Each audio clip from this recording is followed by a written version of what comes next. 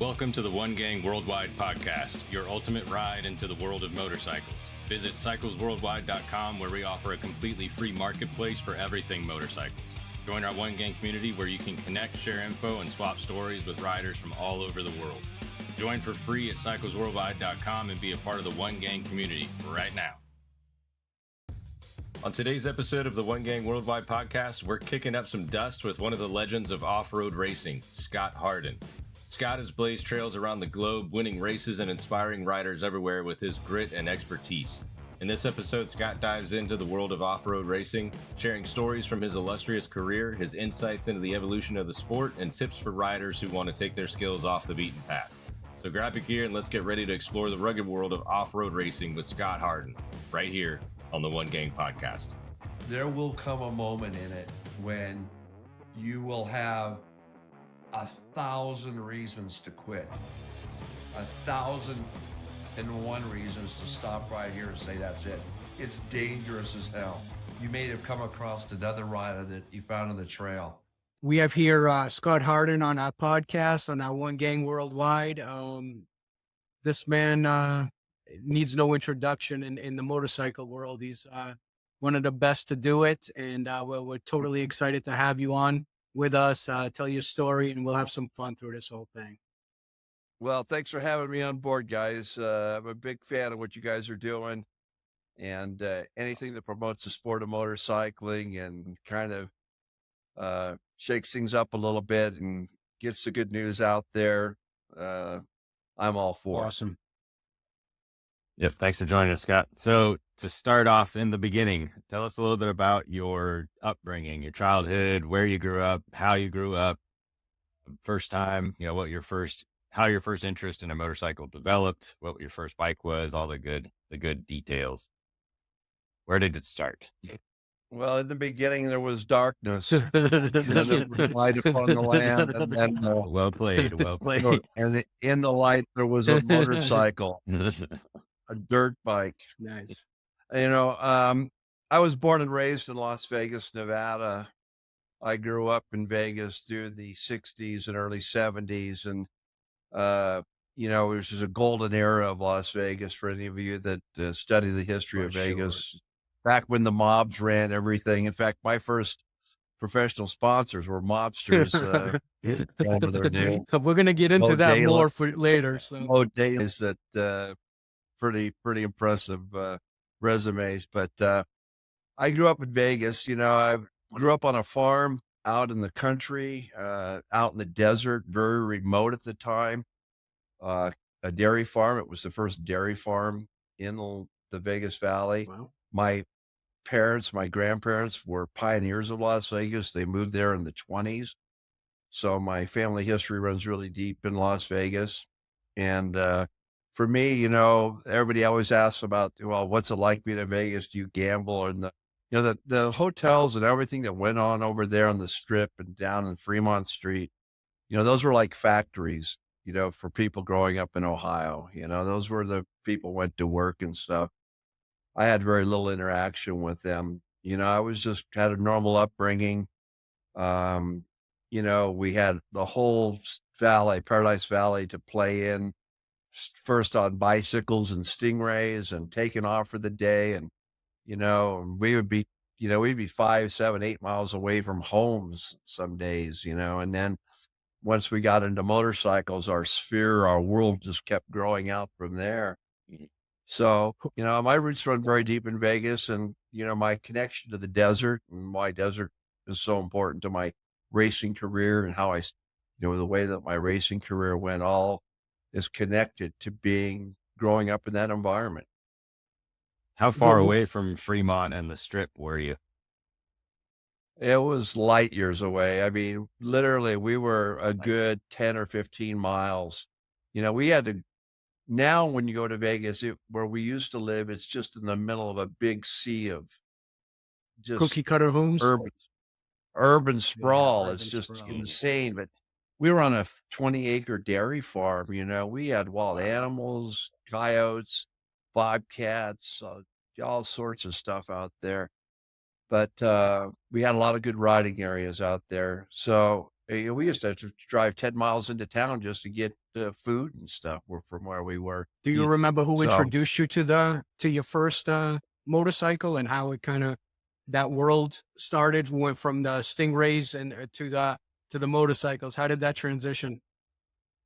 well, it started really young. We would go deer hunting. I was raised by my grandparents. First of all, I should note my grandparents raised me, and my grandfather was an avid hunter, and we would go deer hunting every year. And all of a sudden, one year, one of the guys that met us at the deer camp had a tote goat, which was a steel frame, no suspension, lawnmower engine, little unit that they would use to drag the deer out or haul the deer out once they got it slaughtered, or once if they got one. And they had it at camp, and I talked them into letting me ride it. And from the moment I rode it, that's all I wanted to do. I mean, I ended up burning through all the gas that we had in camp for the darn thing. And I rode that thing nonstop. But I was about, I guess, probably 10 years 10 old years when that old, so you happened. started young. And after that, I just started bugging my grandparents. I wanted a mini bike. I wanted a mini bike. And I talked him into getting me my first mini bike, which was a Taco 22. Yeah. Little, those were back in that period. Those were every kid wanted a Taco 22 or a Hodaka or something like that. And my first motorcycle mini bike that I had was a Taco 22, and I rode the wheels off of that thing. Did you have siblings growing up?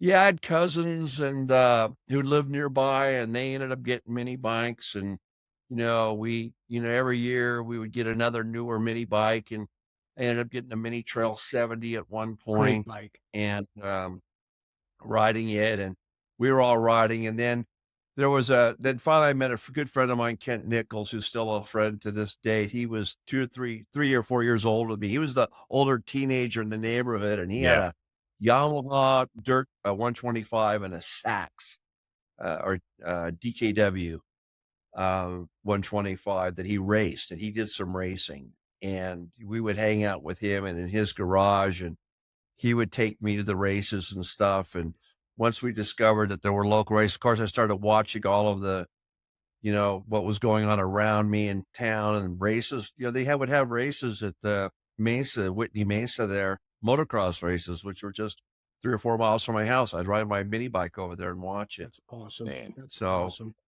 hey, there was a lot of neat stuff going on in Vegas during that period. The mid 400, Barstow to Vegas, some really big classic major Events, yeah.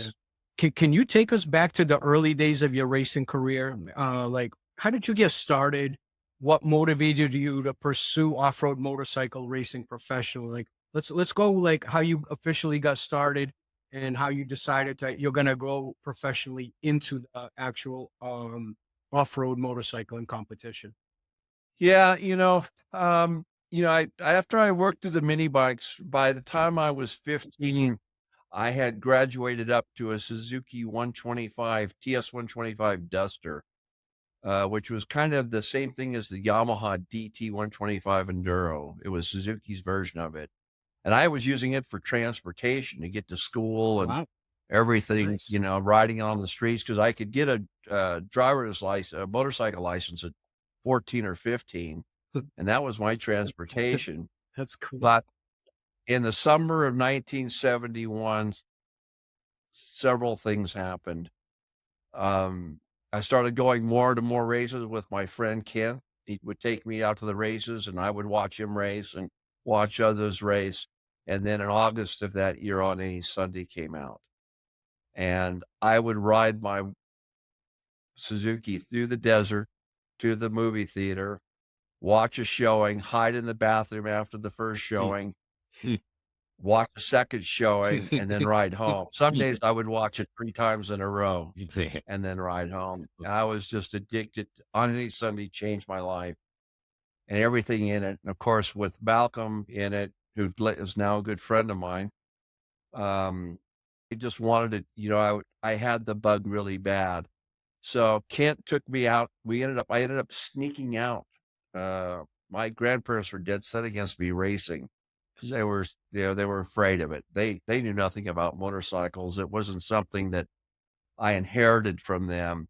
They motorcycling, they had tolerated it up to that point, but racing was out of the question. And they went out to the lake one weekend. They were gone, and there was a race, and Kent took me to it, and I raced. And when they came home, somehow they found out about it. It wasn't too hard, I guess. How old are And you the at this number point? plate. I'm 15, 15. 15 years old, and I could have I could have ended my career right there, but my grandmother said, if you want to do it this bad, next time you go, we're taking you. That's awesome. So my grandmother, she took me, my grandparents took me to the races, all through my teenage years up until I was around 18, 19 or 20. And by then I was taking myself, but that we would go in the motorhome to the races and meet other families and do the race, and met a lot of people that way, and just grew up through it like that. I did well right off the start.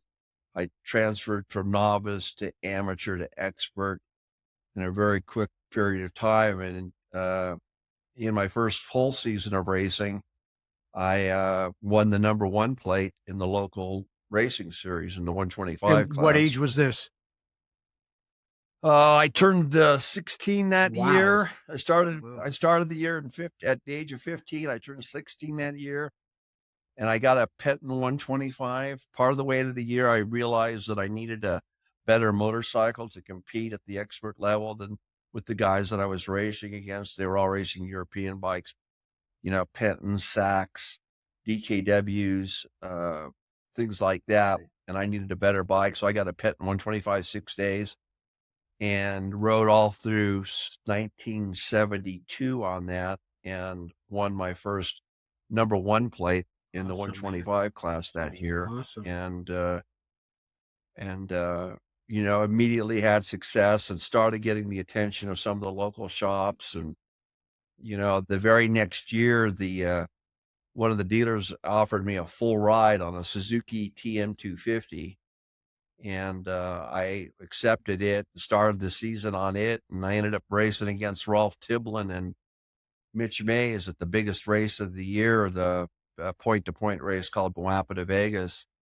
And I led it overall to the halfway point. Really? And ended up getting Mitch past me, who became a factory superstar in Husky, and is a good friend of mine now. Mitch passed me about the halfway point, and I ended up getting second overall, first 250. And I raced that bike for the first third of the year. Then halfway through the year, I bought a Husqvarna, and switched over to it and started racing. Tractors. Started racing professionally on the Husky. Wow. Hey, so as your career progressed, which disciplines did you focus on? Like initially, how did you approach developing your skills consistently to, as you were getting now, you're getting older, your body's getting stronger, you're more experienced in this. What are you working on a day-to-day basis to refine your skills to get better as you're moving forward? Well, that year that I switched to 250s, I started having to race against a lot faster guys, the top guys in the area. My whole thing was in desert racing was didn't want to win my class. I wanted to win overall. Right. I wanted to be the fastest guy. When they dropped the flag and they did a bomb run to the smoke bomb, I wanted to lead that thing overall, and I wanted to win it overall and beat everybody. And later that year, I got a chance to race my first professional race, the Snort 250, and we won it overall. I won it riding a Husky 250 with a guy named Mark Mason. Met my future wife through that process, and my future brother-in-law, Jack Johnson, through that process. And then in November of that year, I entered Barstow to Vegas, my second Barstow to Vegas. 3,600 riders started that race. Wow. 175 miles from Barstow to Las Vegas through the desert. I was 17 years old, and I ended up getting third overall, first 250 expert. Wow. And that got the attention of a lot of people, including some of the factories. And I knew at that moment, I was dumbfounded, and I still look at the pictures from that day and remember back fondly I was like a kid in a wonderland, Yeah. amongst these factory riders and all this other stuff, and I was there on the podium that day. There was 2 guys in front of me, but there were 3,597 behind me, Behind you. Yeah. and, Wow. yeah, it was kind of a really moment that I understood or realized that, I could be really good at this. And the very next year, what I did is I went to the Husky International Training Center in Southern California that had been established by world champion Rolf Tiblin. Yeah, Swedish world champion, world motocross world champion, 3-time motocross world champion Rolf Tiblin.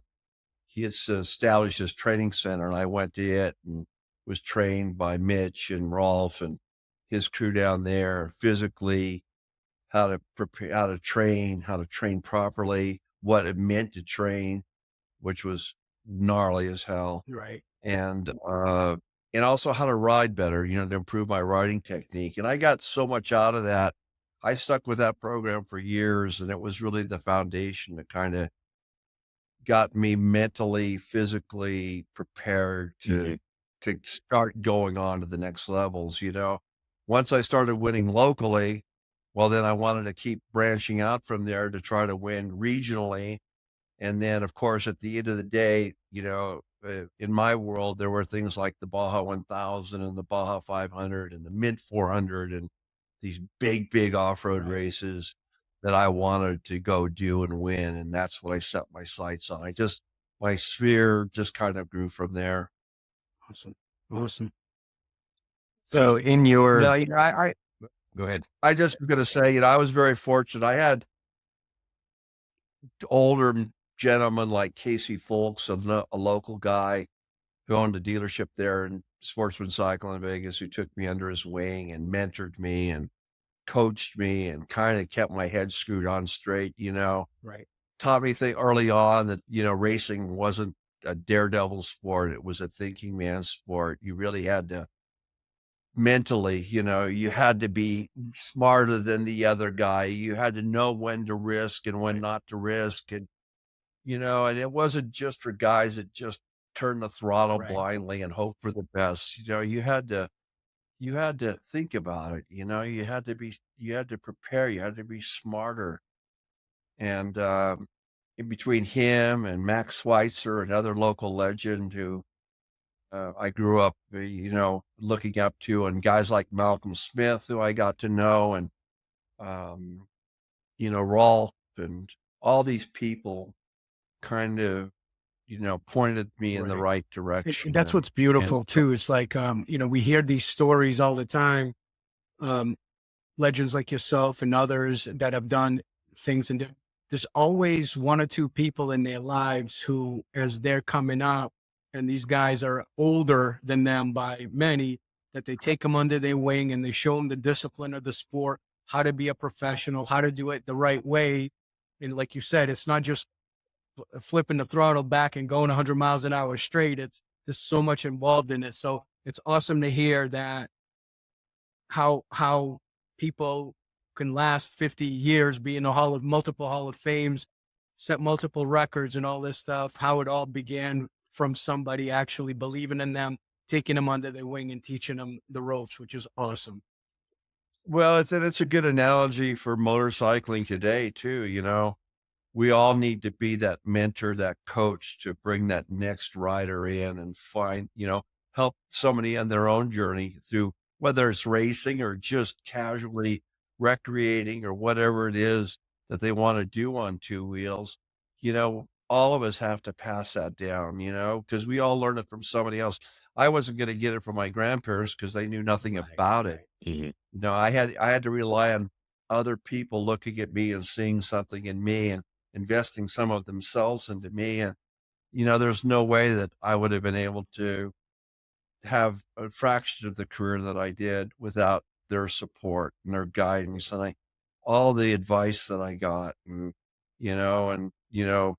everything from a pat on the back when you're doing the right thing to a swift kick in the ass when when you're you're not. screwing up. Somebody to tell you, hey, you're fucking up here, and you need to That's right. you Straighten need this to shit really out, man. Yep. watch clean this shit up That's here, right. and this isn't acceptable. You need to it I was blessed. I was really blessed. Awesome. So after your 50 years of racing competitively, which is insane, you've traveled to different continents, countries. How did that impact your racing journey, number one? And also, what did you have to do and what did you learn while adapting to different terrains and environments and conditions? Well, that's a big question. I mean, there's I had I did a layering process. I won locally. I started winning regionally. Yeah. Once I got on the national scale for the big races and won my first Baja 1000 overall and my first Baja 500 and Parker 400 and Score Championship and Las Vegas 400 overalls, and just kept growing and growing. And I kept looking out and I kept looking for things. 6 days was the next thing on my list, the International 6 Days Enduro to represent the U.S., the Olympics of That's motorcycling. awesome. I did that 3 times. I qualified for the U.S. team. The final year, I was selected to be a member of the U.S. World Trophy team, the highest honor you can get in the U.S. Wow. ride, Yeah. and raced Czechoslovakia in 82. And of course, then culturally, I'm being exposed to cultures in Europe. I'm traveling in Europe, France, Italy, Czechoslovakia. I'm really starting to see things. And Czechoslovakia in 82 was, as you know, behind the Iron Curtain. Yep. So that was a real eye-opening experience. In 83, I went and did the Roof of Africa rally in South Africa. So Wow. that was a big deal and kind of another eye-opening experience, both culturally and politically and and geographically, and so that was another experience. And then from there, I expanded out into rallies. I wanted to do rallies, and those were all in North Africa. So I raced in Morocco and Tunisia, and then eventually did all that for a number of years, and just kept growing and growing and growing on it, and had success at every level. And my ultimate goal at that point was to do Dakar, which is going on as we're doing this podcast. And I just couldn't cross that bridge politically with the sponsors in Europe to get the ride that I needed to win it. And so at the end of 88, after racing over there for 2 years and in 4 rallies, I was on the podium in every rally except one. I won one of them overall. I was second overall at another and third overall at a third. And at the 4th event, I won several stages, but my bike had broken. And in one stage, I didn't do well in the overall standings, but I never got that factory ride. I couldn't land that factory ride, so I gave up on it. And then 15 years after that, KTM came to me and asked me to organize a U.S. effort to go back to Dakar, and I ended up riding that. That's another crazy story, but I ended up doing it, but I was almost 50 at that time. I was 48 and 49. So, my journey it's been very, very fortuitous. There's, everything's kind of worked out for a reason. I was very, very blessed and very lucky to have things go my way. I mean, at least, I've lost a lot of good friends in this sport that have died. I've lost friends. I have many friends that are paralyzed from it. Severe injuries. This is not tiddlywinks. This is very, very risky business doing these types of races. And, I feel very blessed just to have made it through all of it. Was there a major difference? And I'm just kind of piggybacking off Ben's question. What was there difference in the terrains? Like conditions from country to country? Did you find one harder than the other, or was it basically just it felt like almost everything was kind of similar and just It's funny you ask. That's a great question. I mean, when I went to Europe and started racing in 6 days and stuff, those are more woods type riding, wood mountain trails, Mhm. France, Italy. Italy was kind of a cruise cakewalk. It was on Elba Island, and a very small island off the coast of Italy and very dry, kind of Southern California-like terrain. Czechoslovakia was the hardest 6 days I ever did. One of the hardest on record. Rained every day, Yeah. really tough trail conditions. A lot of people dropped out, very few finishers. It was one of the toughest 6 days. When you bring the best riders in the world and they're struggling just to get through the day, Totally because it's something. so physically demanding and stuff. But then when you go to North Africa and stuff, and you start racing in Morocco and Tunisia and stuff, honestly, that's when I discovered that the world is the geography, the topography of the world is very similar, and especially depending on what latitude you're on, it's about the same as where I grew up. When I Mhm. was in Morocco, there was areas that looked just like where I'd learned to ride Vegas, right? in the backyard of Las Vegas, Nevada. The terrain looked the same, the geography looked the same. There were other things that looked different too, but I felt very comfortable over there because it was very familiar setting, uh, to what I'd grown up doing. That's why I did so well at it right at the start. I had no problem with the terrain. Now the dunes and stuff, obviously, and the farther you get into the interior, the dunes can become quite daunting. I mean, there's the sand dunes are on a scale over there that, make anything here in the US look like, Really? That much of a a difference, huh? sand. Wow. Oh my gosh, huge, huge, huge. Different textures of sand, different types of sand. There's Tenere Desert, Mirror Desert. There's all sorts of stuff once you get into the sand dunes. I mean, there's camel grass. My So God, camel grass. tires were different for every spec, or were you basically running the same tread through all the No, we races? ran the same in Dakar. Michelin sponsored our team, and we ran what Michelin had. We had mousses experimental mousses, and we ran their tires. But we had new wheels every day and new tires every day. I was very fortunate. When I did go back, I went back as a factory rider for Red Bull KTM, and it was done at the highest level possible. So I had mechanics and full support Gotcha. and everything else, which was kind of crazy for a 49-year-old guy to get all that. But um, You you you know, I, must have been doing something right. well, it's funny. In 2004, when I went back, I wasn't supposed to ride at all. I picked 3 other riders to manage. I was just going to manage the team, and one of the riders, we were over testing in Tunisia a month before the rally started in early December, and one of my riders crashed and broke his leg badly in Yeah. several places. So we had an open bike. We needed to find a rider to fill it. We didn't have time to get the visas and the other stuff in line in some of the places we were going. And so everybody looked at me and said, "Hey, you always wanted to do it. Here's your chance. Here you got a bike, a factory bike. You're already here. You're going to do it. You're going to Africa anyway as team manager. Why don't you just manage a team and ride too?" So I started, 3 weeks later with no preparation. I was lined up at the 2004 Dakar Rally, the start of it at Clermont-Ferrand, France. And by the halfway point, I was 6th overall. Wow. Wow. Wow. With that That's little I amount nuts. of training. Holy I shit. aggressively worked my way up to where I was in the top 7 overall, 7th overall, and climbing up the ladder. And I was really, everybody was kind of freaking out that I was doing so well. And then I ended up breaking my ankle just Ugh. before the halfway point. I broke my ankle and had to withdraw. So that was a bummer because that just meant that, I had to wait another year to come back and do it again just to finish. Had I never started it, I would have never have gone back the second year to do it. But because I started and not finished, I couldn't leave it like that. Yeah.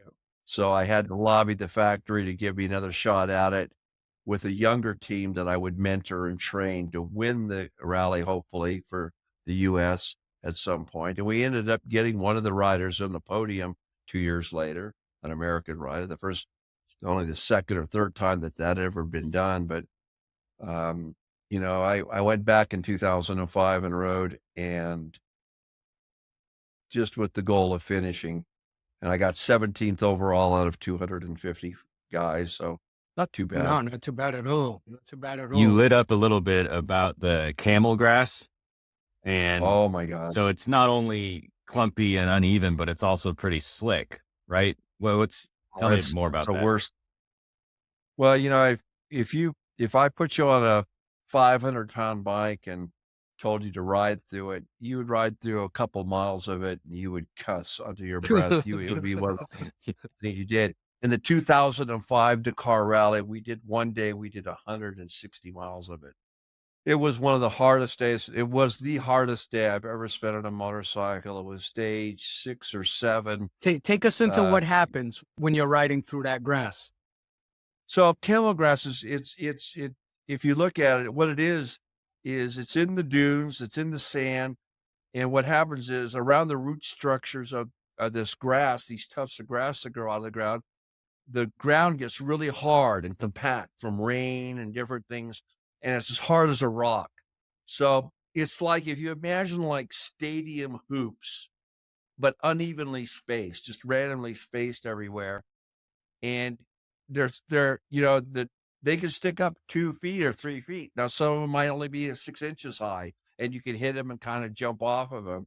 But some are a foot or two high. If you hit one, you're just going to endo. Yeah. So, and those you have to start weaving your way around and through them. And so you're always having to pick a line. So on day 6, we were giving one of the notes that we were given on the road book was basically they gave us a compass heading and it said, go that direction for 160 miles. Wow. Basically, it was just telling you go straight through the desert that way for 160 miles through this camel grass. Yeah. I imagine it can hide some stuff too. In between the camel grass, the sand is really soft. So it's really hard to ride through. Now, when you're riding, my bike weighed around 400 pounds dry and around 520 pounds fully fueled. It carried 115 pounds of fuel. gas. Wow. Jeez. That's a lot of gas. That's a heavy lot. It makes a big difference when you're riding it. So you're weaving in between this stuff and you're fighting this sand and it just wears on you. And then you're hitting that camel grass. You're hitting this every now and then. You just can't avoid it. You just hit it. And it's all you could do to hold on to the bike. It's one of the most physically demanding things you could ever do. And I rode for hours in that stuff, 3, 4, 5, 6 hours of that nonstop. And at the end of it, when you got to the very end of it and it was in the dark, that day, there was only 19 vehicles that finished that day. I was one of them that finished in the allotted time. Everybody else spent the night in the desert. They ended up camping out wherever they made it to that night. They slept on the ground. This giant sandstorm came in. At the very end of it, you came to a mountain range and they told you at the start, they said, you have to be very careful. You have to go off the escarpment at the exact right point. You have to hit the waypoint right on the nose. And then there were several other waypoints that you had to follow that traversed side hill across as you went down. Because if you continued to go straight, you went into a giant bowl. Wow. I mean, thousands of feet deep that you would never get out of. Did people get in there? Did shit happen with that? People had gone into it years before, and they literally had to come in and helicopter vehicles out and stuff. Wow. It's a depression that just went off into a hole. So it's night. You've ridden that day. You'd gotten up at 1 o'clock in the morning. You'd ridden, from Morocco into Mauritania. You had to ride through 70 kilometers of desert that had been swept for landmines that had smudge spots that you had to stay between because they knew they swept the landmines. You slept on the ground for a couple of hours. You got up at daybreak. You presented your passport to the army on one side. You rode through a trench that was cleared of landmines to get to the other side because they had a ceasefire that day between Mauritania and Morocco. There was a ongoing border dispute there. You went through that. You presented your documents on the other side. And then at 7 a.m., you started a 500-mile special test, 480-mile special test. So Good grief. this is at the end of a very, very, very, very, very, very long day. You had to go off of this thing and follow the waypoints down off the escarpment, down into the final checkpoint and into the finish. And I made it there. My two teammates, younger riders, Chris and Kellen, were there waiting for me. Nice. We had dinner and we slept in a tent that night in a howling sandstorm. And then the next day they had to cancel the stage because they had to get everybody out of the desert and regroup and everything. So we got a break the next day. They canceled the stage and we just went to the start of the next day's stage. But that day, at the end of it, I have some funny memories from it, but it was pretty gnarly. And this kind of leads us into the next area of questions. I mean, you have won titles in the Baja 1000. I mean, multiple Vegas 400. As a champion, right? As a champion racer or just a racer in general, I'm going to stick with your gear towards you instead of somebody else because this is what you've gone through. How did you prepare physically and mentally for these grueling races? There's a couple of questions that I'm going to follow up with after this, but what was your preparation? You're saying that like going through something like this, it just beats the living shit out of your body, your mind, physically, mentally. What kind of training were you putting yourself to and your team was putting itself to on a daily basis, preparing for each race? Like what goes into being what you do? Well, as a rider, my responsibility was, I was being paid for results, was to make sure that my mind and body were in the best position possible to perform. So that meant physical training, a lot of training. And that changed over the years. But the basic program that I got from Rolf and the Husky International Training Center back in the early 70s was still probably one of the best. Had a lot to do with aerobics, a lot to do with interval training. We added weights to it for Dakar because in Dakar, the bike would be buried in the sand. You'd have to dig it out or lift it out. And a 500-pound bike, when you start lifting it, you better be strong, physically strong to do that. You got to be flexible. You got to be able to, sustain, go to peak load periods and then, come down off those and then recover quickly so you could do more peak load work. So there was a lot of stuff, a lot of, food, our diets, hydration. We discovered so much about hydration, how important it was, in the events like that, keeping the body hydrated, how much that impacted your mind's ability to process and to think. In a rally, you're reading a road book because you're navigating. You're not just following a ribbon or anything. Right. You're having to navigate. You're having to find the way. The word rally literally translates, means to find the way. So they have a road book and a GPS. So you're riding a 500-pound motorcycle across desert you've never seen before at 100 miles an hour while reading a book and playing a video game. And you have to be able to do that for 12 to 14 hours a day for 18 days. In my case, my two Dakars were 18 days long. So almost 7,000 miles. So those races are designed to break you down. There will come a moment in it when you will have 1,000 reasons to quit, 1,001 reasons to stop right here and say, that's it. It's dangerous as hell. You may have come across another rider that you found on the trail that was all busted up in a really, really bad physical thing, life and death. Do you stop at that point? Oh, yes. If you're there first, absolutely. And you provide assistance, you do whatever you can. You set off the emergency beacon on the bike. And they'll send medical support. You stay with them until then. There was riders that I did that with, young riders. I came across a good friend who was dead on the trail. Shit. From Leone, and you realize, and he was one of he was a 2 or 3 time champion of Dakar. There he is, and you ride by his bike and you find out later that he died and you're just like in shock. Or if he can die and he's He's the strongest One of of the all of best. us. Yeah.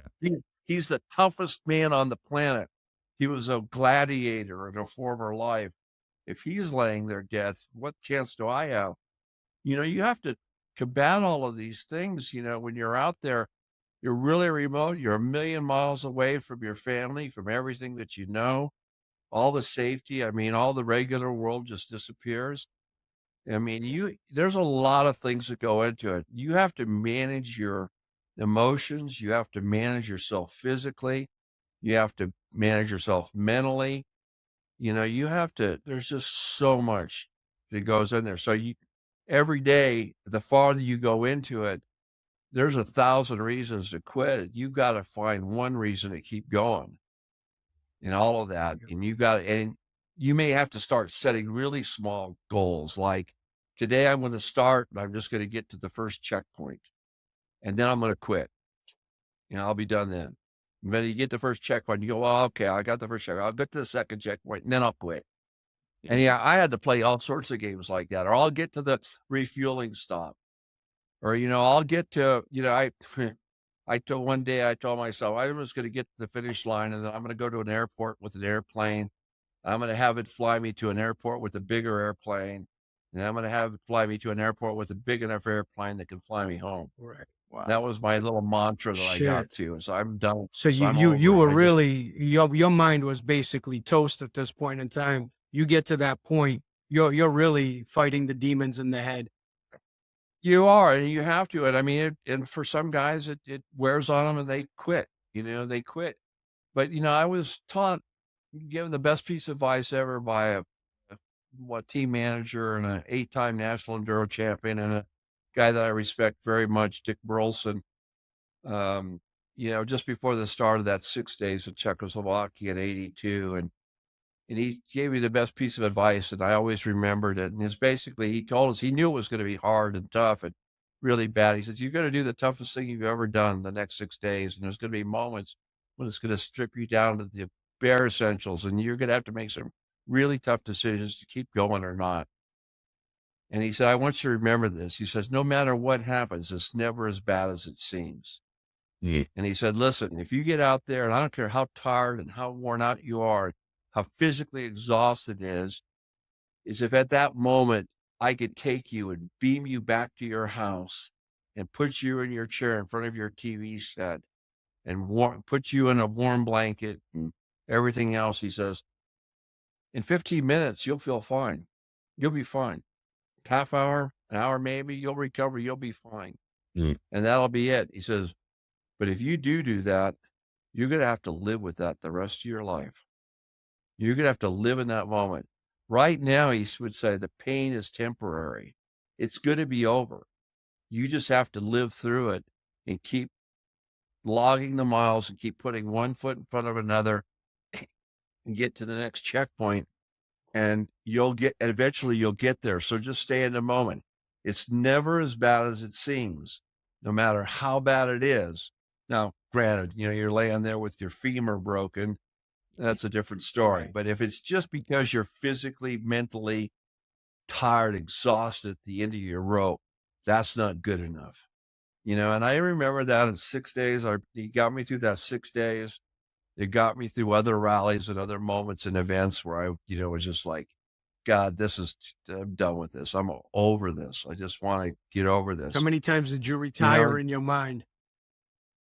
I retired in my mind a bunch of times, but I never quit. I know. In any race. That's why. That's why you are who you are, Scott. That's why you're a world champion. Like Dick said, he says, you might feel fine. He says, but you're going to have to live with that the rest of your life. And he's right. I can honestly say I'm good with whatever I did. There were races that I broke down or got second or got beat that I should have won, that I was winning, and just, by mechanical or some other small thing, I was second overall at 3 dozen races, big races, Baja 1000s and stuff. I was always in the hunt there. There were times when I got beat and I was really bummed about that by just seconds or minutes. Yeah. after a 500,000 or 1,000 mile race, you just go, God, that's just insane. You'd think of all the things you could have done, but I look back at all of that, the races that I won, everything else, I never quit. I never, ever, ever did. I'm good in my mind about Right. that. I have no regrets as a Just result. want to ask you to follow up to that. Um, the times that you did finish second, the times that you knew you had the race, how did you manage that when you went home? The race was over, you went home. Now you're in family life, right? You got your wife, you got your Not very kids. well. Right, right. How did you keep I that should like get my wife in separate? here. I should get my wife in here and let her tell Right, you. right. I honestly, I didn't manage it very well. I rode with a lot of emotion, and emotion fueled me. If things were going wrong, I dug deep. I got mad. I wanted to get back. Right. And because of that, it was a great source of motivation for me, but it also can work against you at times too. I was always, gracious in defeat, I think. I always congratulated the winners and everything else, and I said the right things and stuff, but behind the scenes, I was really pissed. And Yeah. sometimes I handled it better than others, and sometimes I didn't handle it very well at all. You know, um, it's just you want so much. My biggest rival growing up was my future brother-in-law, Yeah. my wife's brother. He was the guy that I had to beat, Jack Johnson. He's another legend. He's in the AMA Hall of Fame and the Off-Road Motorsports Hall of Fame. And he was a local guy from Vegas, and he was the number one guy, and he was a guy I had to beat. He won everything. He won everything. And I hated him. I hated that guy. He was, we just weren't friends. I mean, we were nice to each other. We were cordial, but man, he wanted what I wanted. I wanted what he wanted. And, we were going to battle it out, you know, but looking back on it, he was the perfect guy for me. Yeah. He made me a better That's rider. right. He made me be the best I could possibly be. And now that we look back on it, he's my best friend. Wow. We're closer now than ever. We talk every week. He helps me with my events. I really think he's my best friend in life. I mean, I respect him. I've got so much, we have so much shared experience Right. together. Yeah. We went through all this together, and he's one of the all-time greats. It's like And I'll it's put him on a pedestal it's like the with anybody. Tom Brady, Peyton Manning thing, They Oh, yeah. competed against each other, both great. One was winning Yep. more than the other, so there was kind of animosity. They never, but like now they're closest thieves, So it's great, man. It's good to see Yeah. that. That's awesome. No, we lived through it. I'm really happy we lived through it. I mean, we got to this point because now we can enjoy it, look That's back right. on it, and have a lot of laughs. That's right. Does he live near you now, or? No, he lives in Boulder City, Nevada. He still lives down in Vegas. And but I do a big event called the Nevada 200 Trail Ride, where 200 guys come and ride with me once a year. Kind of a fun event that we do. It's a lot of work, but he helps me put the event on. It's a lot of work. Yeah. And he helps me plan it and everything. We're really close there. Nice. I'll go down and see him in a couple of weeks and have lunch and stuff. And we always have something to talk about, or some race or something or whatever. It's You awesome. guys ever play golf or anything like that so you can relive some competitive spirit? Well, we don't do that. We used to go riding. We used to go riding all the time, and through riding, just trail riding and stuff, riding together, Yeah. and through the Nevada 200. We spent a lot of time together, so we got to talk through all those things and work out a lot of issues. Cool.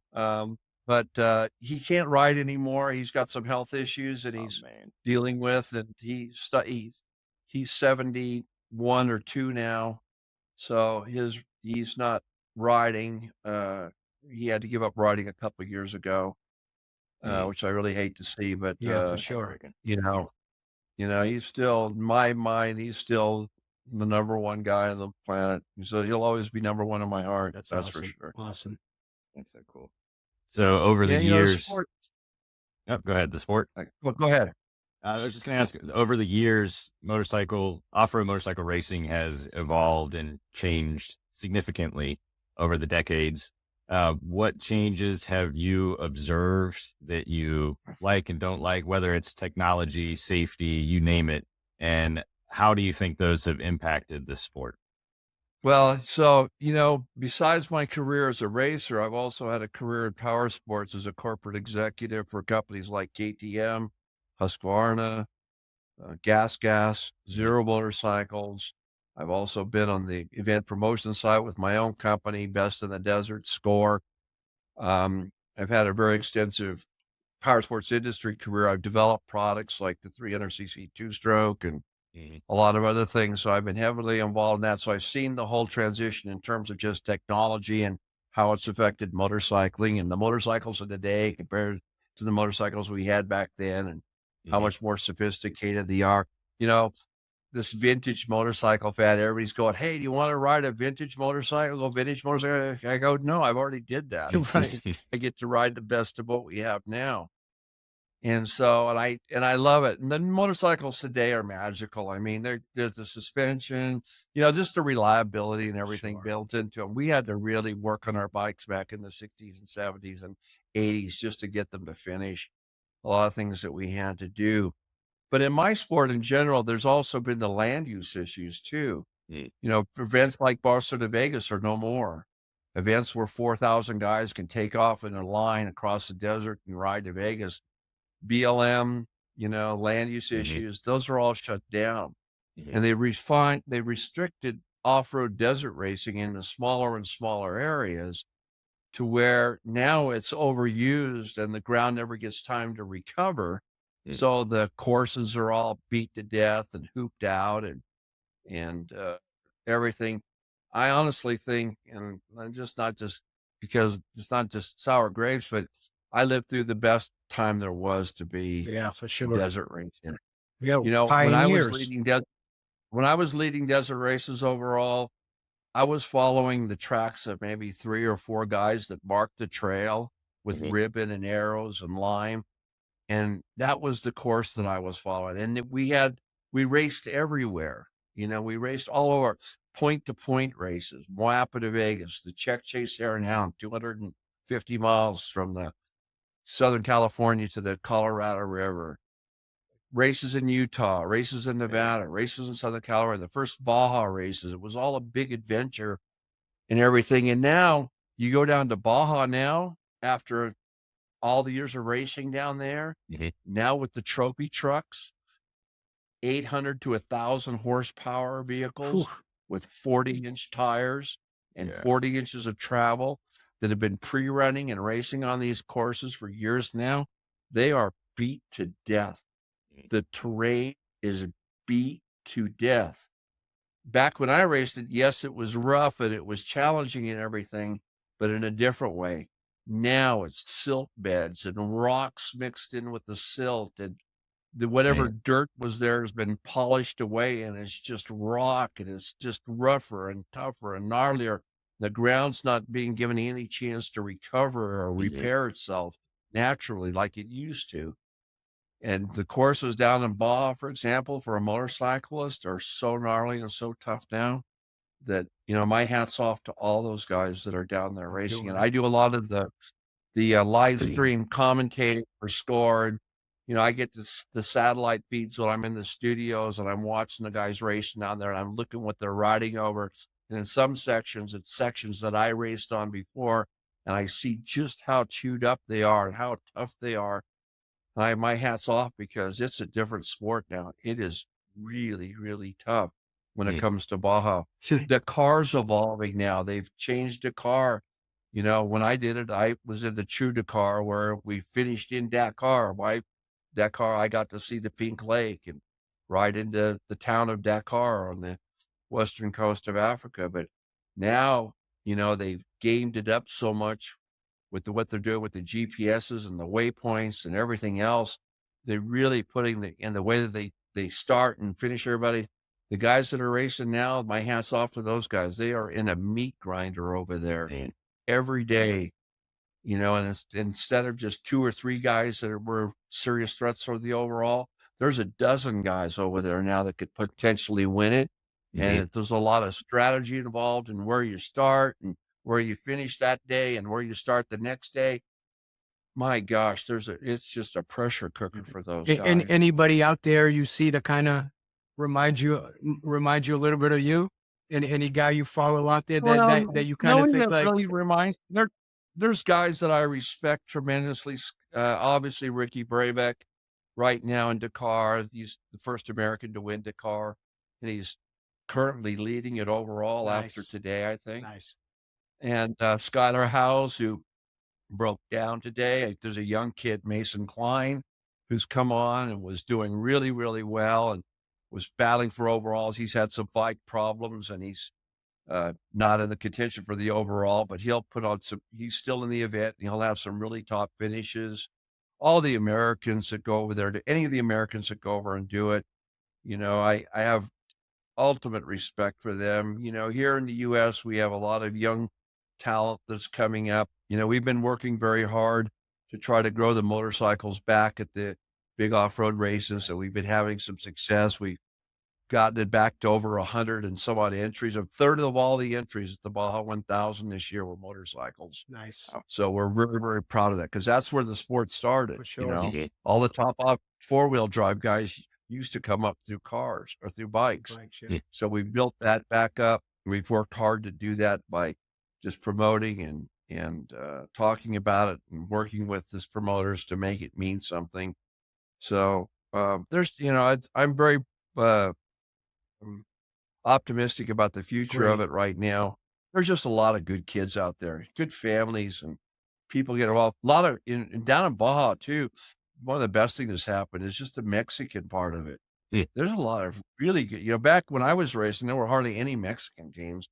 Now there's a lot, and they are damn competitive. They're going to battle for overalls. And there's a lot of young people from South America, Chavo, Salvatierre, and some of the other guys that come in, the Ortiz family. There's just, Beltran. There's just a lot of good stories coming out of it. It's become more international. So the sport is in good hands going forward at this moment in time. Right now it is. We've been working at it. We've been working at it very hard to keep it relevant, because it would, just 4 or 5 years ago, we were down to 10 or 15 or 20 bikes at these races. Wow. And when I was doing it, there was over 100 and some odd teams, good grief. When I won the Baja 1000 overall, there was 100 teams down there. What do you think it is? What do you think it is, as far as, do you think it's generational? Do you think it's the way that the young, I'm going to stick with the men's side. Do you think it's the way the younger generation has that lack of oomph, because they're stuck more playing video games than really getting on a bike and riding? Partially that. And then and of the group that would be predisposed to take on a real challenge like motorcycle racing, they've got Supercross and other things that they aspire to, because it's more glamorous and it's obviously a lot more money in it. And parents are pouring a lot of dollars to try to make their kid the next Eli Tomac or whoever else. And the off-road stuff kind of gets a short shift of it. That's why we've been working so hard to elevate the profile of off-road and desert racing, and to make it cool again, and to want it, a big adventure, something you can aspire to.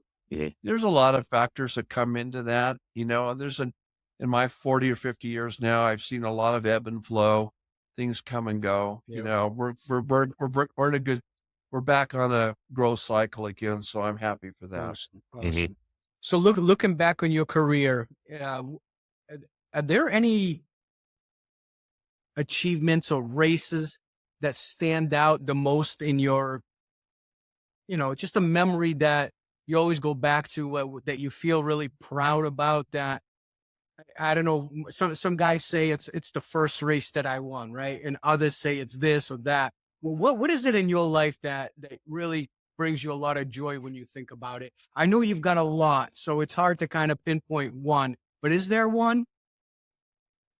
Well, I would say there's 3, actually. Okay. I would say the the Vegas story that I shared when I was Yep. 17 and looked all around there. That day, I remember that day, the finish was just a few miles from my house. After the race was over, I was back in front of the fireplace of the house and I dreamed it. I wondered if it even happened. It was like a Nice. dream. Nice. Wow. The biggest race in the US at the time, and I was on the podium and I was just 17 years I old and know. and a nobody. And that really I look back at that fondly. The first time I won the Baja 1000, we went down there for several years and I had a lot of problems. The bike broke down. My co-driver would crash.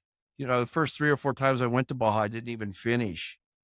And, after all the effort, and the first time I won the Baja 1000, I remember that night, we didn't have cell phones, but there was a payphone outside of the Bahia Hotel, and I called my grandmother, who had literally taken me to Baja in her 60s, late 60s, and drove the pre-run truck for me and everything, and supported me. And she had no idea what she was doing. She's driving around down there just to help me. And I remember the call back to her to say, "Hey, we won. Hmm. We won it overall." And Cool. that sharing that moment with her, on the street, just me, nobody else around. I'm Right. in my Hmm. riding gear and mainly called her to let her know I didn't kill myself, but I was okay. And we won that moment. And then probably the biggest thing I would say was the Dakar in 2005. That whole period, I spent 3 years managing an effort for the Red Bull and KTM, was gone quite a bit, sacrificed quite a bit personally, risked a lot more than I wanted to at that stage of my career. At that stage of that when that came around, my career was over. I didn't it was full, it was complete. Right. I didn't really see that as being in the cards, but there it was. But after 17 days and 7,000 miles, there comes a moment on the last day.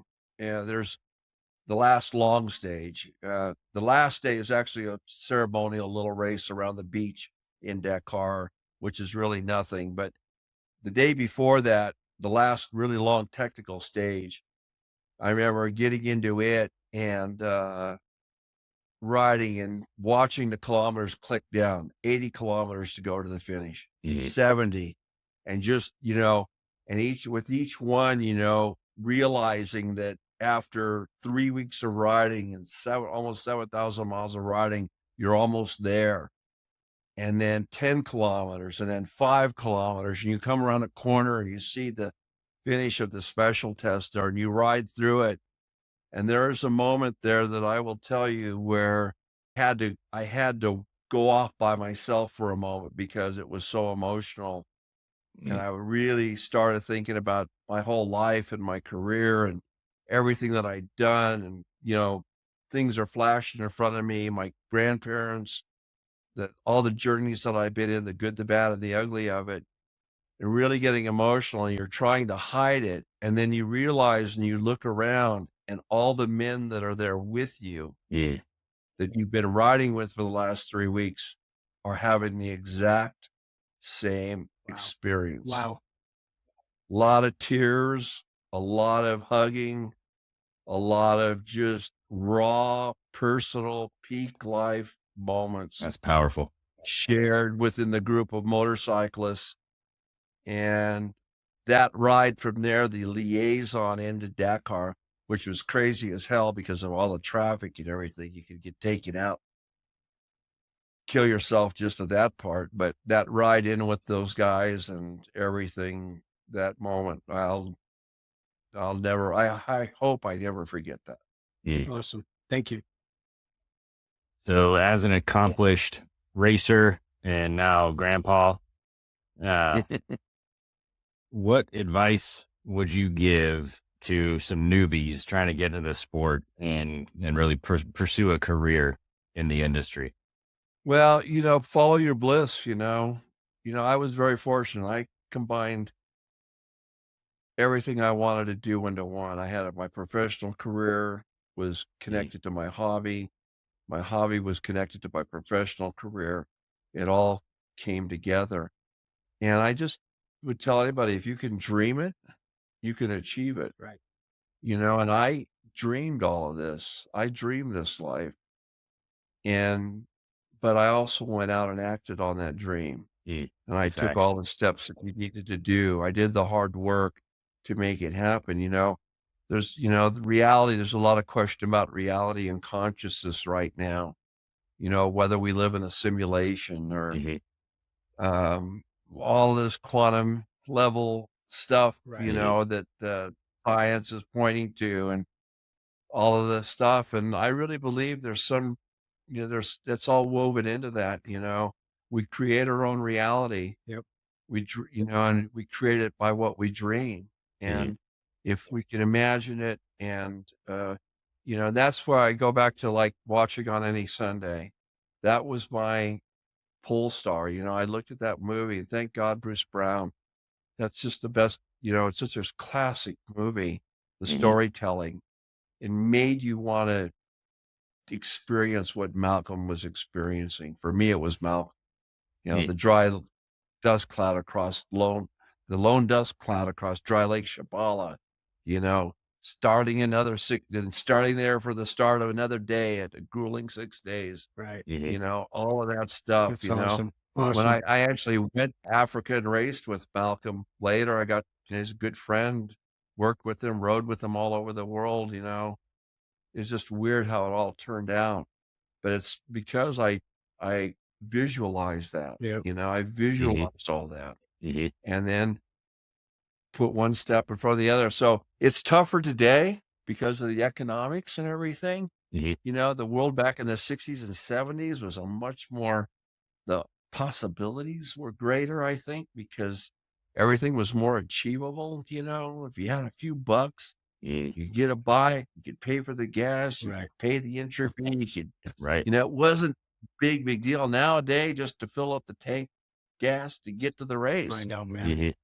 Mhm. We live in a different world Different right world. now, Yeah, Mhm. absolutely right. and it's changing all the time. And there could be a day and time when all of this stuff is just ancient history, Yeah. and it will be. Honestly, there will be a day and time when there'll be uh, archaeologists going across the desert out in the Southwest. They'll find all these tracks in the desert. Right. and they'll wonder, Motorcycle well, what parts. Right. Right. Mhm. Hey, we're gonna switch. We're gonna switch gears a little bit on this one. I mean, you coming from a professional racing career where you were in control of yourself, you were in control of everything that went on, making the switch. You touched on it a little bit earlier. You made the switch into the corporate world, right? As far as like just you're transitioning into a same industry but in a different role. How was that change for you? I know you've been in the corporate side of things for a long time now, but take us through that transition where you go from the playing field now into the coach's box. How was that for you in the beginning? Well, again, my mentor Casey Folks, very early in life, told me, he said, "Hey, you're not going to make a living racing desert motorcycles. Even at the top of the level, that nobody was being paid a salary to do that. We had bonuses, we made a few extra bucks if we did well, we got our racing paid for, all of that, but we weren't going to make a living out of it." He said, "You better think about what you're going to do, especially after you're no longer competitive." And he said, "You would be perfect in the motorcycle industry as a rep for somebody or whatever." And he was the one that kind of got me thinking about it. When I was going to college in Vegas, I went to college for 4.5 years at the University of Nevada, Las Vegas during that period. And, I, when I was contracted by Husqvarna at the time on their factory Baja team, I let them be known that, hey, if anything ever happened inside the office in the corporate world, I'd love to be a member of it. I was very well known. Right. People knew me. I could be an asset. And that way my name could open some doors. And in 81, after I won the Baja 1000 again and got my gold medal at 6 days, and I was already doing some work for Husqvarna managing their desert team, they invited me down for an interview and ended up hiring me Awesome. to manage their accessory division and then later their motorcycle sales in the Southwest region. and I got my foot in the door. So in 82, we left Vegas. My wife and I moved to Southern California and started with Husqvarna.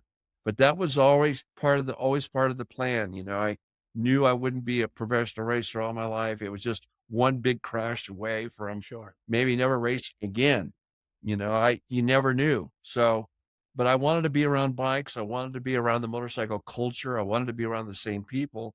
And what better way to do that? So from 82 to 86, I worked for Husqvarna. They were sold to an Italian company. I worked for them for a while, Cagiva. Mhm. Left there in late 86, went back to racing full time in Europe for a couple of years. And then in 88, KTM hired me. I became vice president of marketing in North America for KTM for 20 years Wow.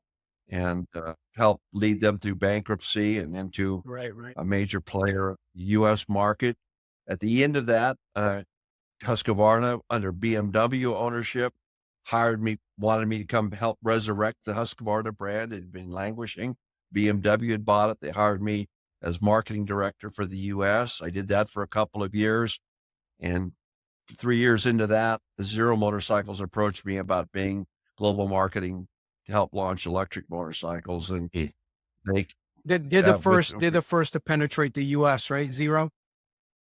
Zero, yep. And it was just very start of their thing. And I was very bullish about what they were doing. And they were very aggressive in recruiting me. And at that time, I was in a very good position Mhm. to command a lot of pretty good salary Cool. doing that. Yeah, And for sure. I did that for 6 years. And at the end of that, I'd been traveling all over the world and pretty much nonstop for the last 30 years and decided it was time maybe just to, I wanted to get back closer to my roots and closer to home again. Mhm. So started my own business doing consulting and have just gone on from there. Gotcha.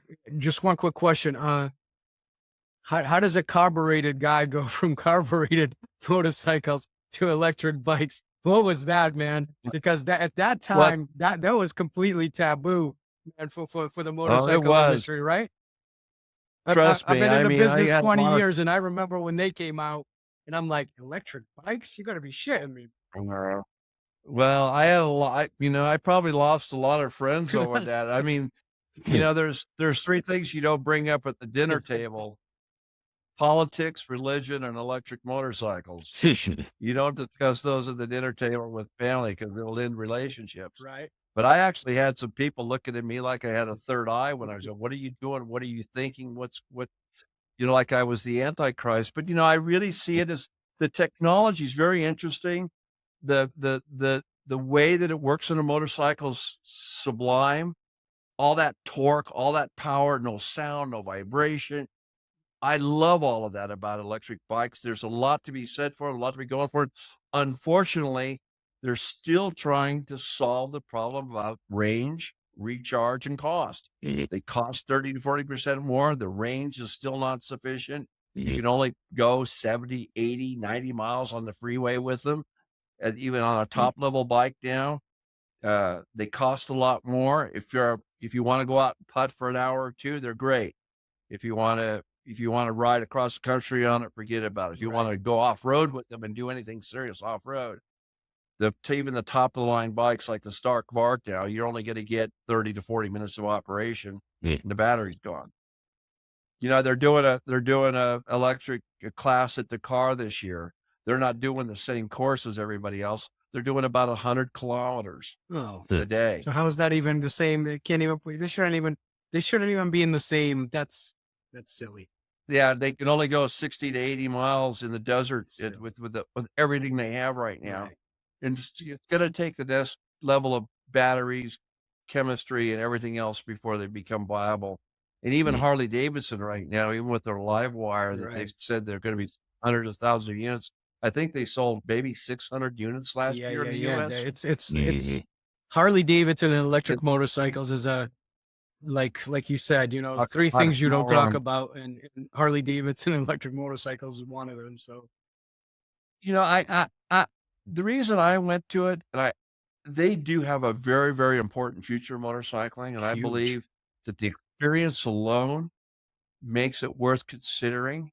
And especially for younger products, for kids' bikes, mini bikes, bicycles and stuff like that, they've already proved that they have a real strong appeal. They work in those applications and they have a lot to offer. Feel very strongly about that. I feel strongly about the future. It's not about saving the planet. It's not about any of that stuff, fighting climate change or anything else. It's just based on the simple virtue of how the bike performs Right. and what it does for you when you ride it. Yep. You know, top line zero, 140 foot-pounds of torque.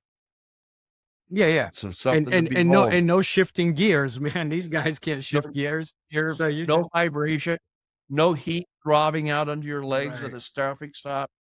It's pretty amazing. Is. It's a pretty amazing Is. experience. It's just on their own. They they need to stand on their own though. They need, without subsidies, without anything else, just the merit of what they offer as an experience to a motorcyclist until they satisfy all of that, then they'll be commercially viable.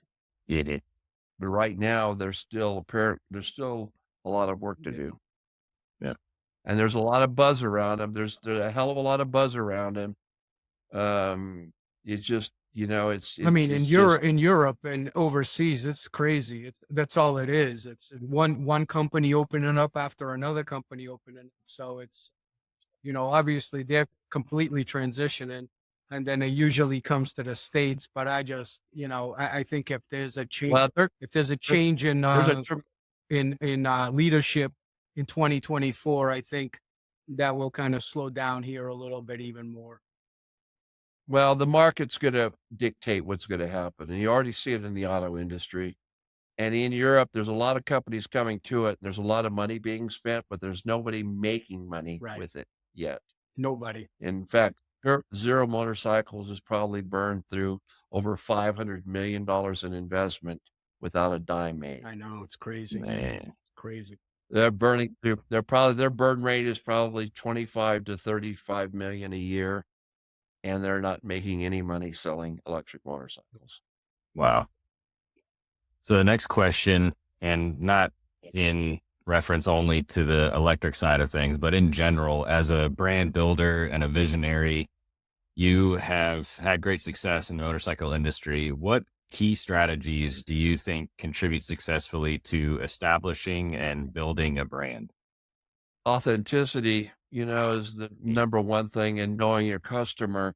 We built KTM from scratch. We never had focus groups. We never did polls or surveys or anything about what to build. We knew what to build because we were motorcyclists. The 300 two-stroke is a great example. Yeah. We had an idea to bring that to market in 1989, 90, and the factory at KTM said, nobody will ever buy that bike. It's not a 125. It's not a 250. It's not an open. What class they going to ride it in? But we knew that there were vet riders that didn't matter what displacement bike they rode. We understood that trail riders, 70% of our customers are trail riders, so displacement meant nothing to them. They weren't trying to ride in any category.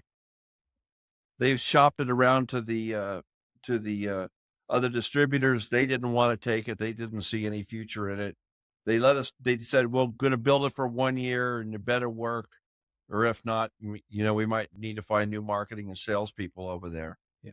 Well, short story forward, the 300cc two-stroke has been the best-selling full-size motorcycle that KTM, Husqvarna, Gas, Sherco, and a number of other manufacturers have made in the world for the last 3 decades. Wow. For the last 3 decades. The single best-selling full-size off-road motorcycle by several major manufacturers has been the 300cc two-stroke, and it's revolutionized the industry. We conceived that idea, we sold it to the factory, and we successfully did it. So when you're building brands, we were there. The other thing that we were there for was making it orange. Up until 95 or 96, we would go to the factory every year. There'd be knockdown, drag out battles over the graphics that were going on the bike, the decals. And some of us said, hey, you realize our entire brand identity is built in this stupid decal.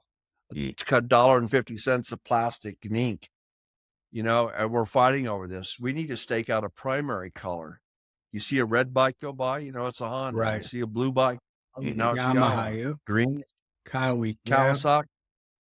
And so a couple of us went over there and made a strong argument in 96 that we need to stake out a primary color and that orange, it should be a real vibrant orange. Yeah. And people laughed at us the first 2 years, but now Yep. You always know the So- KTMs. Yep.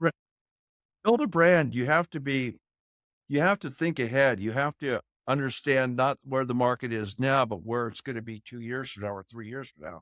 You have to have the vision and the fortitude and the confidence in your plan and your idea that you can stick with it, because in the short term, and especially in this day and age with all the keyboard warriors and pundits out there, expert, there's enough critics out there that are going to shoot you down. So you have to stand on your own and you have to be willing to do it. And then last but not least, it has to be in the box. The product has to be in the box. That, the success of KTM has been predicated on the fact that, we went through a bankruptcy with it in 91, and the new ownership under Stefan Pierer's leadership, and it's still the controlling interest in KTM, every dime they made off of it moving forward, they put back into the product. They bought better dynos to build better product faster. Mr. Pierre in 2000 was so proud. He took me into the factory, showed me the new dynos they bought, $2 million each. They were the next generation beyond BMW. And they built the first racing four strokes on those. And those bikes came off the line and they were problem free. And it was those levels of investments. And that's why KTM has gone from less than 1% market share to right now in the United States, they're ahead of Suzuki and Yamaha and on par with Kawasaki. I mean, it's Honda. They're right in there. Right, They're 10 or right. 11% of the market in the US now. They've kicked everyone's ass. Yeah, they have. Yep. Yes, they have, for And- sure. And because they continue to invest in their product, and instead of sitting on product and every 3 or 4 years coming out with a new model, they're generationally updating that about every 2 years. That's They're cool. giving the customer a reason to buy. Right. So it's, you've got to do a lot of things, and you've got to have vision and leadership around the brand. And just, I don't know, KTM's a great example of it. I was very blessed to be there. I was part of some of those big decisions that made to get it to where it is now. I was inside the belly of the beast there, Husqvarna as well. I've been fortunate to be a part of some iconic brands, and and it's about the stories too. Every one of those brands has a great story behind it. And the story usually comes down to the people. Right. It's always The the people and things that are involved. You've got to have a connection to the people. Malcolm Smith. Now, in this day and age, people probably are already forgetting about him, but it is connected to the people involved with it. The stories and everything around that. I'm working with a couple of brands right now. One brand right now, a Chinese brand, that gets that and understands it, that in order to be successful in the US, they have to think better on their marketing and how they're going about marketing their products. And what how what they have type to of do it. bikes are they producing? What are they making? Sport bikes or electric They're bikes? making a whole range of bikes, from sport bikes to Cruisers? adventure bikes to a cruiser type bike. QJ Motor, Oh, QJ with a Motor. QJ Motor and SSR, Okay. pit bike company as well, Nice. and side-by-side company. They've been around for quite a while and have been very successful, but they're looking to take their business effort to the next level. And I've been working with them Nice. and helping them kind of do it. China's come so far the last few years in terms of production quality and engineering. They've really closed the gap. That's why, a lot of companies are moving their production to China. KTM just shifted a bunch of production to China. Really? BMW are, all of the Honda, all the Japanese have some production in China. They're state of the art right now, and they're doing a really good job. And, I think that they just need to get their marketing. They need to pay more attention to their marketing at this point. You ever You ever sit back? I mean, I know you're not retired yet, so you're not at that 100% at that point yet, but you ever think about like 50 years doing something, like most people, they'll have a job for a couple of years, then they'll go do something else, then they'll go do something else. And they've done a million freaking things and they've never been satisfied enough to understand. Have you ever just sat back and just said, holy shit? I mean, I've spent my entire life in one industry from the top level of racing to now being in the corporate world and strictly loving and doing this every single day. I'm passionate about this like you are. I'm celebrating my 21st year in the industry. So I don't want to do anything else. This is it. I love this industry. I'm passionate about this. I'm just curious, like, what's it like for you as far as like just waking up one day and going like, holy shit, I've been doing this stuff a long time. Well, what goes through your head and things like this? I mean, I don't ever really think about it, to be honest. I mean, things like my 40th, this year's my 40th anniversary for my trail ride that I've been doing. I started that in 1985 with a friend of mine who passed away a few years back, Casey, my mentor, growing up in Vegas. Our relationship went the length of our lives. And, we started this thing as just a fun thing to get together to ride each year, just with some friends, started out with 30 or 40 people. Now we're up to over 200 people, and I have to put a limit on it because they want to come join us because of the fun and the camaraderie, the way that we go about it. And we create an event that people just love to be around the people that's connected to it. And so I look at that, I go, 40 years, man, 40 years of doing something. That's pretty impressive. Very. That's a skin on the wall, and hard to find any other events in motorcycling that have been lasting that long, especially in that type of thing. But I don't really think about it. I think, Sergey, I think what I look more towards is when I see my grandkids is what I really think about, what motivates me. And, the future of it is just, I brought up both of my sons through this sport. They were both racers. One was a professional motocross racer, very good rider. The other is raced in Baja and desert and was very good. One is classed out in Baja, was a very good rider. Both work in the industry. One is the marketing director for KO Motorcycles, a range of pit bikes and dirt bikes and stuff. He's the marketing director, and the other one is the senior production manager for Climb, and builds all the great riding gear that Climb sells for motorcyclists. He's responsible for all the designs and all the work with all the suppliers and everything there. They're doing really well. And I've got two grandkids now that just started on their journey, and they got two new mini bikes for Christmas, SSRs, by the way. Nice. Yeah. Lucky And dogs. the look on the youngest one's face when he walked in and saw that mini bike, well, both of them actually, but just the look, I got a picture of it. We got a picture of it. He just got this jaws dropped to the ground. And he just looked at it like dumbfounded, and it's just priceless, and what other things in life can elicit that response? Yeah, agreed. Motorcycles are magical. They have a power, it's almost like I don't know how to explain it, but motorcycles represent possibility. You look at it, you think about it, and there's just so many things that run through your mind on such an emotional level that a motorcycle could give you. Right.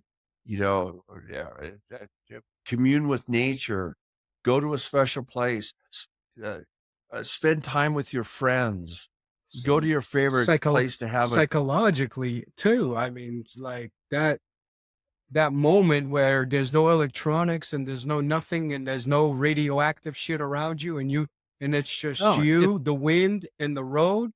I mean, it's meditation. It's meditation. It's pure meditation.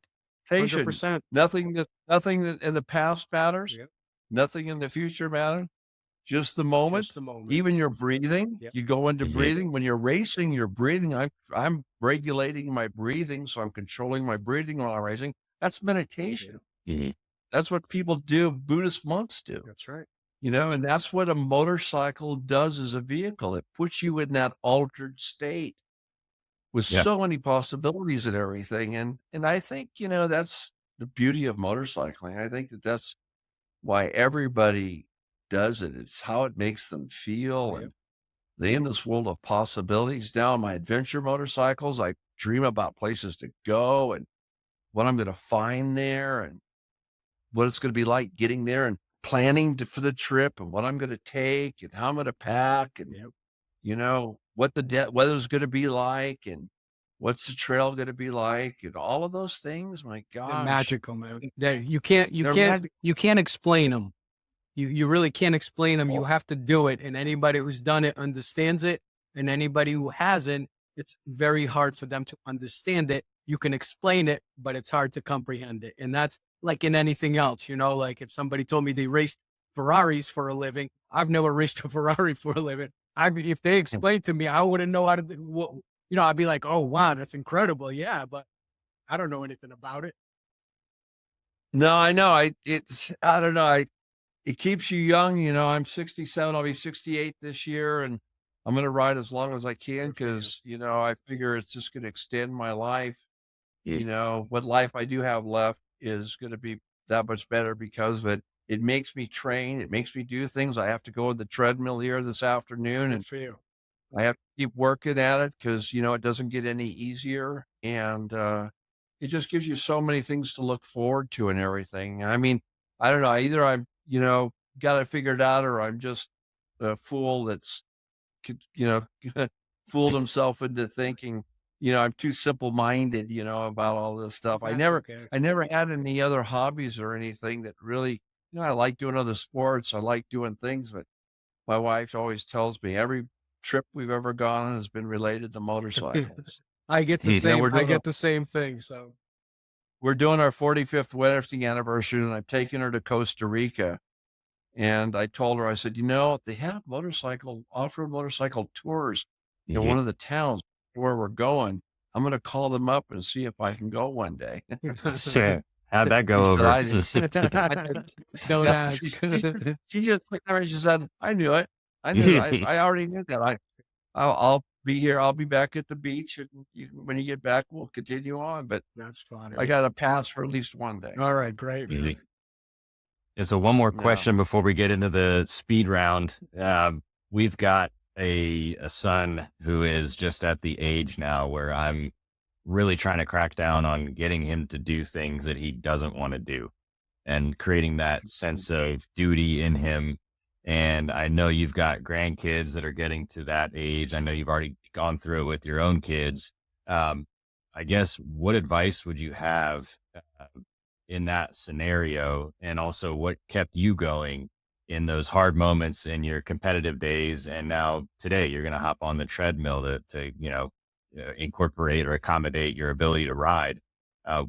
What's worked for you and what suggestions would you make in a conversation that people would have with their kids? Well, it's tough. Kids now, just with the grandkids, I can tell you, Sure, it's people tougher now than ever before. You know, the digital stuff, the electronics and everything, the personal electronic stuff, that's a real challenge. We've had to really limit our grandkids' times on those. We have to monitor and watch it because if not, they'll just slip into a corner somewhere with their little Switch game or Absolutely. their iPad or whatever, and they'll stay there until you let them. And that's not good for people. Right. That's just not good for people. And so we've had to pull them out of that. So we regulate the amount of time that they're allowed to do that. And their parents are very, very good about that as well. And then we use the motorcycles just like we always do. We're going to go out and ride. And even if, you know, one of the boys he's fairly careful about what he does. He's cautious. You know, we just have to keep working him through things and getting him over things. And once he gets going and riding, he rides like the wind, but he's always a little bit nervous up front. So it's a way to kind of break down and through all those little things as a kid, gaining confidence. I honestly think that if you get a kid riding, you know, it is going to give them confidence. It's going to teach them responsibility. You know, the first thing you tell them, you know, is you're responsible for everything that happens to you on here. If you crash, it's not my fault or mom's fault or anybody else's fault. It's your fault. So you have to accept responsibility for it. You know, if it comes time to work on the bikes, you have to help work on the bikes. I would just incorporate them into just, you know, your normal stuff that you're doing. and you need to pull them out in the garage every now and then, and you need to get them away from Get anything to do to get their get them away hands from dirty. Get their hands dirty. get their hands dirty and get them out doing physical stuff. It's just so important because I really think we're raising a generation of Weak men. of- Weak men. yeah, it's been proven. I mean, look, testosterone levels are falling in men. Suicide rates are up. All of these things are happening. There's just a lot of things. So I don't know, the motorcycle, I can't think of a better tool to do that. Yep. And you just got to respond. Every kid's different, and some respond better to other, certain ways of teaching than others. You got to be patient with them. Get them really good safety gear. Get them the right bike that they feel comfortable on. My kids started on Stasics, the little electric bicycles, BMX bicycles. They've never had a training wheel on anything. That's They huge. ride bicycles. Yep. My 7-year-old's been riding a Stasic since he was 2. Wow. 2 years old. He was able to manage that. I think motorcycles are needed more now than ever before for Agreed. kids Agreed. as part of a development program. Because if, unless you have some other substitute, some other thing out there that's going to pull them away from the, iPads and PlayStations and everything else that are out there. It's just too much. Agreed. We really got to combat that. Yep. All right, you ready? You ready for some fun questions? Just pop off Okay. whatever comes up. So this is, we call it, Right. to end this off, we call this our speed round. Basically about 15 Okay. questions or so in 2 minutes. So we'll kind of go through it. There's no right or wrong answer, whatever you feel good. All right. Okay. We'll start one. Best motorcycle ever built. KTM 300 2-stroke. Nice. Best place you Or go ahead. Husky 430 liquid cooled. Okay. Between those two? Between those two. All right. Best place you ever rode to and visited, city, state, or country on a bike? Oh my gosh. I love Baja. Baja's right at the top of my list, but Idaho is not far behind. And last but not least, Nevada, my old home state. Yeah. I've got some places in Nevada that I go back to every year. I do my trail ride in Nevada every year. I love it. And I will also say, I encourage everyone to ride in Morocco at least once in their life. Morocco. All right. Go to Morocco. That's bucket. It's going on the bucket list now. Bucket list. Yep. Bucket list for an off-road rider, an adventure rider is Morocco. All right. Fuel injected, carbureted, or electric? Fuel injected. Okay. Fuel Nice injected and easy. for Get on, now. hit the button, and go. Get on the thing and go. I don't mind not changing jets. Electric is interesting, but it's not ready for prime time. Favorite style bike? Cafe, sport bike, cruiser, trail bike, or other? Well, obviously for me, it's dirt bike, Dirt bike. an off-road dirt bike, but right behind that would be an adventure motorcycle. Okay. Favorite cruising speed? 40 to 50, 75 to 100, or 100 plus? I cruise right around 100. I can't You're an help it. animal. When I'm on my adventure bikes, I've made it from Vegas to my home in Southern California, an average ride at 98 miles an hour from Vegas to home. What's the distance And I- between the two places? 200 miles. You know how fast And you do it? I do it in I've made it in less than 3 hours. Shit. That's screaming. 220 or 40 miles. 220 or 40 miles. Wow, that's kicking I some made it ass. in less than 3 hours. I averaged over 90 miles an hour. And the sweet spot on my 1190, it wants to just lope along at 100 and 105. On my 890, it's more around 90. But I just can't help it. It just feels like that's just where it should be. All right, all right. This is going to be a pretty easy question, but favorite riding road: curvy, straightaway, trails, dirt, or scenic? We can skip that one. Yeah, I'll be more precise. I like a good off-road track, a DG ground after a rain, flowing up and down, tight, technical, no high speed, maybe up to fourth gear, and that would perfectly describe Tecate, California, Tecate Enduro Trails in northern Baja. Okay, awesome. Favorite motorcycle movie of all time? On any Sunday. All right. Favorite book you ever read? Oh my gosh. The Bible. Okay, excellent choice. Hero growing up. Who was a person you looked up to? Casey Folks, Malcolm Smith, Max Schweitzer. Okay. If you could meet one person, past or present, to sit and have dinner with, who would it be? Jesus. Okay, awesome. But right behind that would be Abraham Lincoln. Okay. Cool. One law you would change if you were president to help the motorcycle community. One law that would change. Oh, I'd make lane splitting a national law. That's what everybody says. It's so funny. Yeah, I would make lane splitting a national law, and I would increase the penalties for drivers that Hit bikers. negatively impact motorcyclists. You know, that do stupid things that hurt motorcycles. I'd up penalties on that for sure. Go to alcoholic beverage. Oh, back to the All first right, go the ahead, other question too. I'd do away with the BLM and the Department of Interior, and let us open up riding areas again. Oh, gotcha.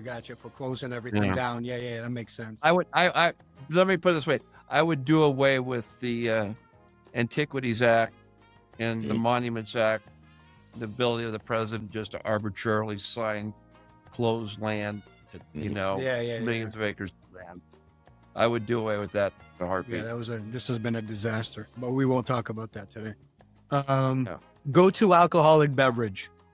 A good tequila of some sort.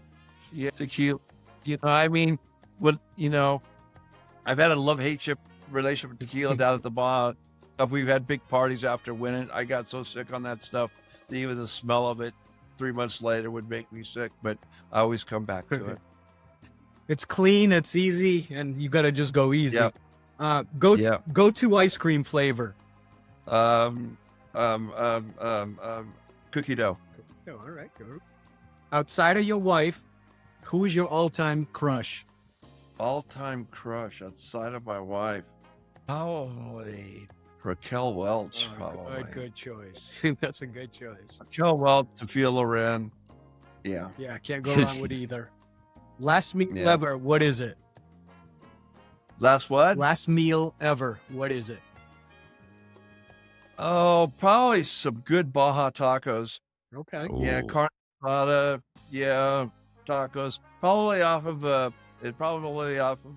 street tacos, right off of one of those, little trucks. carts. Yeah. Well, Scott, that concludes our questions for the day. We from the. Did I pass? Oh, you passed, man. You got a Fine color. 100. You're going to be teaching this stuff soon. So, hey, man, just wanted to. I'll say my point first. I'll let Ben talk after. But just thank you so much for giving us your time. Just getting a chance to get to know you. This is the second time we've spoken, and man, the world is blessed to have people like you in this industry that continually try to promote it in the right way, especially. So we want you to stay healthy. Have a great new year. We'll stay in touch with you. And I hope you don't mind we reach out and have you back in a little while. Yeah, can't say thank you enough. The other side of things too is maybe if we get you back on towards the end of the year sometime, we talked about it briefly when we first had our conversation, but getting into that Las Vegas story and getting into more of the history and the mob and everything there is wild. We definitely want to touch on that with you. But thanks for being with us today, Scott. It was awesome. I got mob connections. Great people to work for, great people to know. Love you like a brother. Just don't do anything. Yeah, just don't cross them or don't join them. Because there's no way out either way. So that's the way you do it. You keep them as friends. Exactly. Yeah, for sure. Well, Thank you very much. You. I mean, I wish you all the best with this. We need more things like this in remote motorcycling. Anything that promotes motorcycling, I'm down for. It's the best sport on the planet. The best people in the world are connected to it. It's a great universe out there. We just need to keep it going, man. We just need to keep it going. We're Yeah. trying our best. Where else That's what can- we do. Go ahead. I see that you put a good amount of stuff on Instagram. Do you have anything else going on, or where can people find you these days? So go to my website, harden-offroad.com, and read my road book section. I've got a lot of great stories in there. There's a lot of great stories I read about my career and about my life and about issues that are important to me. I write columns in magazines, so there's some of those are in there. And I'm in the process, in the very beginning stages of putting together a book, Oh, kind of a nice. book of my That's life, and perfect. just kind of my experience in motorcycling, and share some of the racing stuff, some of the corporate stuff, a little bit of everything around. I haven't figured it all out yet, but you'll find parts of it in my road book section in my website. Sounds good. Great. Sounds good. Under Handstands at 100. Read any of the Handstands at 100 chapters. Yeah, Ben's Got it. going to put all the notes and all the websites and connections that people can get to from the YouTube channel that could go and in our social media pages to go directly into that. So we're going to link everything up so it's nice and easy to get a hold of you. Cool. All right. This is Well, we awesome, appreciate you, Thanks so much Scott. for sharing. Thanks, This is so guys. fun. Best of luck. Be Stay in be touch. safe. We definitely will. will. Thank you Thank so you so much. much. Take care. Bye-bye.